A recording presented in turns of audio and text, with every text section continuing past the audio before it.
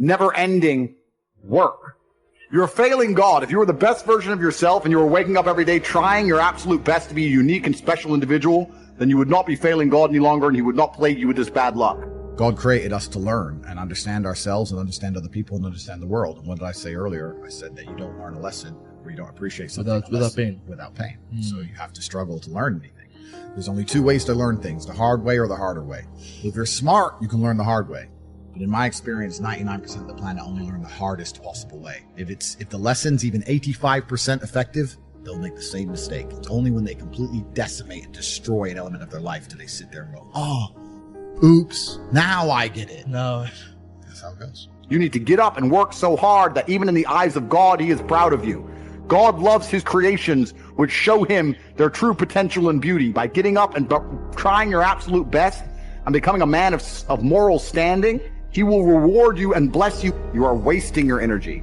Heartbreak is unlimited motivation. I was heartbroken, I'd be in the gym every morning. I'd be a beast. I'd be running. I'd be working. I couldn't sleep. I'd be an absolute animal. I became me through tedious, arduous, difficult, and you need to become a formidable force of man that cannot be replaced or replicated anywhere else on God's green earth. That's what you must do. This is going to repeat endlessly. It's a cycle that will not fucking change until you take the message from God and become the man you're supposed to be. I've never seen anybody dedicate themselves to something completely and fail. I've never seen somebody eat right, go to the gym every day, train really hard, and not be in good shape. I've literally never seen it. The universe is extremely giving. If you actually try, and you actually want it, and you're actually not making excuses, lying, talking shit, you're going to get what you want. I think we're here to struggle and to learn. I don't think we're here to be happy. That's why when we keep going back to the happy argument, I've always found that kind of frustrating and annoying. When someone goes, oh, but I want to be happy. Why? Why? Why do you want to sit there and laugh? Like you were happy your entire childhood. That's your happy days. You're allowed to be happy as a kid. It's all over now, right? You're a man. You have responsibilities. I think we're here to do important things, and important things are going to be difficult, and they're going to be hard, and you're going to get frustrated. But that's what gives you purpose. I think we're here to struggle. I think we're here to endure pain. I think we're here to just see how hard we are to kill. I think that going through terrible things and living through them and coming out the other side is one of the most fantastic things about being human. I think that it's almost like once you understand what life is really about, there's no emotion which isn't enjoyable. The only emotional state which can be seen as detrimental is feeling nothing at all. But if you're sitting at home and you're feeling truly heartbroken, at least you're feeling something, right? And I think that's the whole part of being human. I think we're here to struggle. I think we're here to go through pain. That's so I wake up each day and go, what can I attack? What problem can I solve? I consider them losers. And this may be elitist. I understand that. But if I put myself through endless pain to end up where I am, it's very hard for me to have sympathy on the man who's afraid of pain. You're avoiding pain. I've been through endless. I now have everything I've ever desired. You have none of the things you desire. Am I supposed to feel sorry for you? Because you took the easy way out? Am I supposed to look at you and go, oh, poor dude? No. You were a fucking coward. You didn't go through the shit I went through. You didn't put it on the line. So you deserve your substandard reality. Because if you actually wanted it, and you actually tried, you'd have it. You could have anything you want. Universe is super giving. There's not a car I can't have. There's not a house I can't buy. If I want to go to a yacht, if I want to go to Antarctica, there's nothing I can't have. Bam. Because I've decided to become this man. It's the same for absolutely every single one of you at home. If you want it, you can have it. If you're sitting there saying, oh, but I tried my best and I still didn't get it, you're lying. You didn't try your best. That is a fucking lie. The universe gives it to everybody who genuinely tries. And I know that to be a fact because this world's competitive. We're all competing against each other. And the majority of people don't try. The world is hyper-competitive.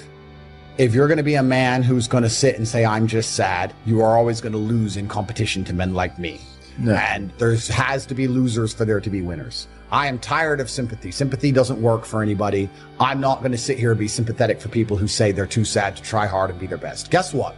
Perhaps I was sad every time I did exactly what I was supposed to do and trained anyway. Perhaps I was afraid when I fought anyway. Perhaps I was tired when I worked anyway. This is how you get ahead in life. I don't have a fucking ounce of sympathy for these people who sit here and say, well, I feel this way, so I can't. Then don't do it. Stay down there. The winners are at the top, and the winners at the top don't give a shit about how they feel. We wake up and we perform regardless of how we feel day after day. So if I'm going to ignore my own feelings, I'm certainly not going to take into consideration anybody else's. Yeah. Why am I going to ignore how I feel and make sure I'm constantly performing regardless, flawlessly, and then sit and go, oh, but he doesn't feel good, so he's allowed to fuck up. No, you are not. You're not allowed to fuck up to your ancestors or to God or to yourself. You have to perform. This is what being a man is about. The baseline of masculinity is doing things you don't feel like doing. I can't comment on being a woman because I'm not one. But the baseline of masculinity as a whole is the thing that makes a good man a man is that he does what he doesn't want to do. He doesn't want to work and he works anyway. He doesn't want to go to war and he fights anyway. He doesn't want to get up, he gets up anyway. That's the whole point of it. We didn't want to die in the Titanic. Guess what happened? We died in the Titanic. You can't sit there as a man and say you don't feel like it. You're not allowed to not feel like it. You're supposed to do it anyway, regardless. Yeah. So when a man sits there and says, oh, but you don't understand, I'm struggling with motivation. If you are struggling with the motivation to be a winner, then stay a fucking loser.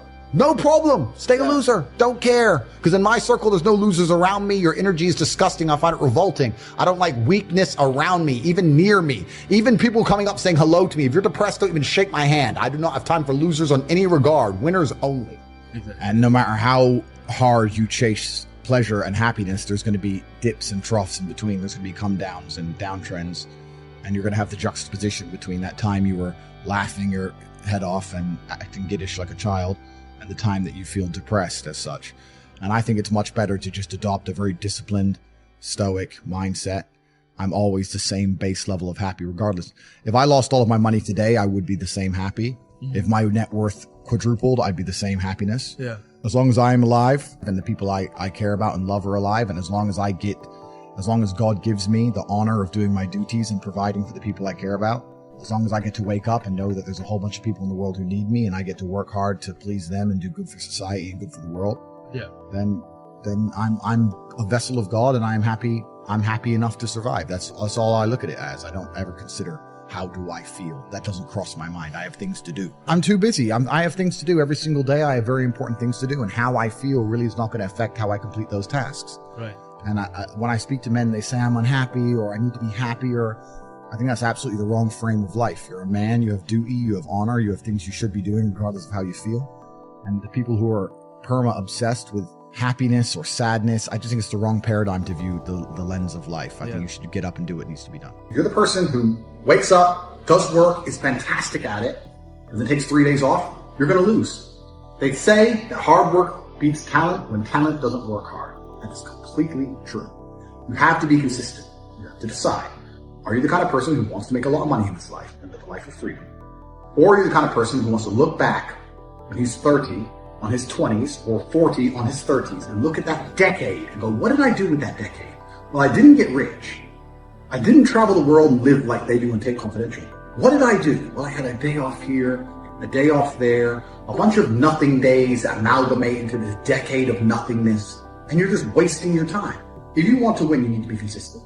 You don't need to be the smartest.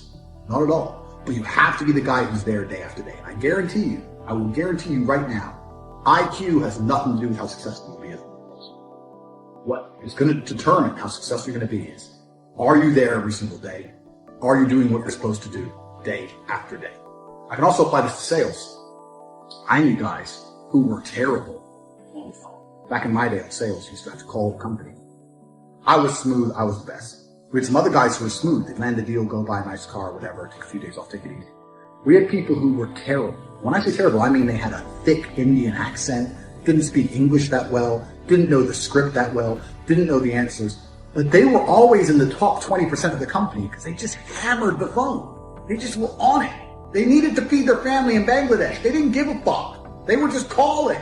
That's it. Day after day. When you're on lunch break, he's on the phone. You can win with hard work alone. And that's what's amazing about the universe when I say that. God will give you anything you truly want. If you truly want money and you truly try hard, you truly listen to us, you are going to have as much money as you can possibly ever desire. But if you think you want money, but you kind of want something else, or if you're arrogant, or if you're lazy, you're going to end up somewhere in the middle if you're lucky and talented. And if you're not talented, you're going to die. So you don't want to be a normal dude, because when you're a normal dude, you're a loser. You don't get to do amazing things. What's interesting is none of you have had a normal life. You've had a unique and individual life path. The things you've gone through, nobody else on the planet has gone through. You've lived certain experiences The school you went to, the time you were picked on in that class, the girl who broke your heart, every single thing you've been through is unique, like a fingerprint. So God just broke your heart on purpose to show you that the way you're living your life and the man you are simply are not good enough. What have you changed since? A completely unique life. And somehow you've managed to stay completely non-unique. It's almost impressive how you can have a completely unique life experience and still end up average. How the fuck did you do that? Your life's different than everyone else's, and you still look and talk and sound and act like everybody else. Like a dummy. That happened because you have not paid enough attention into analyzing your life. Self-analysis. Every single time something good happened to you, every single time something bad happened to you, you've not spent enough human hours sitting and thinking and trying to work out why it happened. How to make sure the good things happen more often. How to make sure the bad things happen less often. What was God trying to teach you? He was trying to teach you something. You think, oh, I just got scared. No! God sent you a lesson, but you didn't pay any attention to it. Do you understand? Everything that's happened to you has been sent from God himself to guide you on a unique path. Everything good and everything bad. And the point of the unique path is that you end up a unique person. But you are failing. God is unhappy because you're not trying hard enough. God hates the lazy. God wants people who try. You understand?